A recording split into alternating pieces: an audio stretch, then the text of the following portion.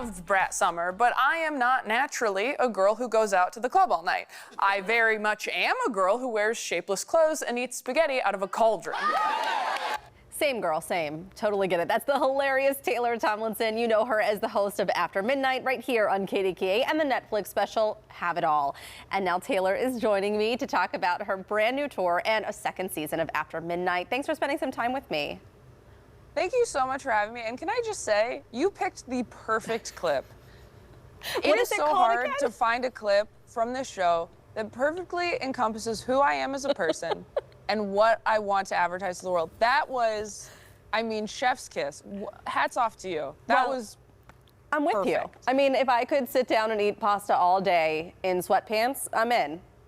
Absolutely. And yet here we are on morning television with our hair perfect. And dressed like this. We're so brave. That's right. We're so brave. Well, let's start with After Midnight, coming up on its second season, and you have a great lineup of guests, but you're also having so much fun. Are you really enjoying this work? I really, really am. I mean, as a stand-up, you don't get an opportunity to play around with other comics unless it's like in the back hallway of the Comedy Store in between sets. So to get to come on the show every day and truly just have like 3 hilarious comedians make me laugh. Like if I'm funny on the show, it's a bonus in my opinion. Like this show is about helping people discover their new favorite comic, and the best days I have are when I can just sit back and enjoy the show. Right, you get to laugh for your job, which is amazing. Yeah, no, it's absolutely insane. I can't believe I get paid for this. Like, nobody tell them that they shouldn't be paying me. I do know that there's a lot of hard work that comes into allowing other people to have fun with you. So I'm sure you're doing all of the hard things too. And you have a great lineup always. So can you tell us about some of the guests that you're going to have coming up on the show soon? Yeah, this week we have Vinnie Thomas, Michelle Collins, and Matt Rogers on one show. And they're all return guests. Like, one of my favorite things about this show, now that we are into season 2, in addition to finding people who have never done the show before and are willing to do it and willing to come and play, that's so exciting, but it's also so exciting to have people back on that have done the show multiple times, and I know because I come into work those days knowing that they're gonna crush it and just excited to see what they're gonna come up with. I don't know if this is okay to talk about, but you know, as someone who loves TV and loves watching some of these shows, I mean, it really feels like you're breaking some ground as a female host of this show. We don't see a lot of late night shows that are hosted by women. Do you feel like you're breaking ground and kind of becoming a role model of sorts for like the next era of comics that are coming up?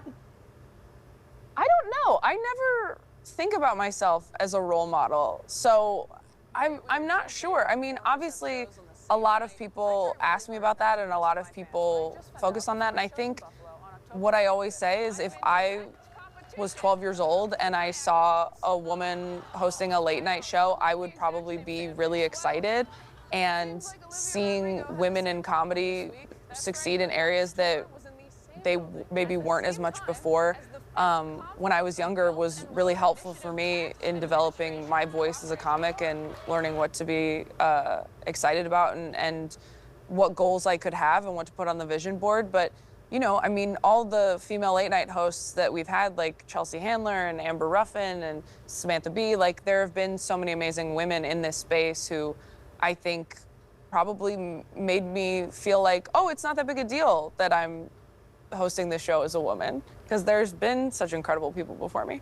Well, in addition to all the work that you're doing with After Midnight, you are also now in the middle of your tour, or I guess just starting your tour. What is it going to be featuring? What are you talking about? This tour, I think, is a lot of oversharing. I think it's more personal and intimate than I was in my last hour.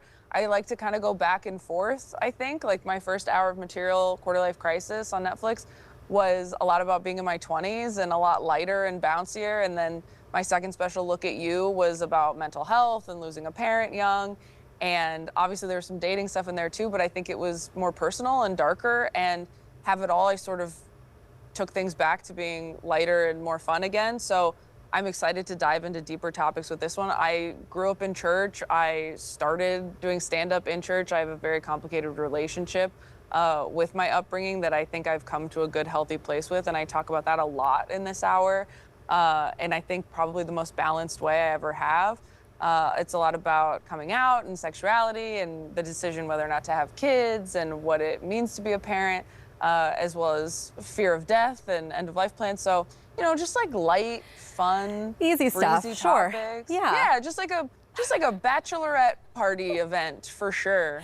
Well, I was looking at the lineup and a little disappointed you're not stopping in Pittsburgh this go around, but it sounds like a great tour, and maybe you can add us. We'll add more. Okay. Yeah, we'll add more dates. I wouldn't worry about it. Okay, good. Well, we hope to see you here in Pittsburgh. And in the meantime, Taylor, thank you so much.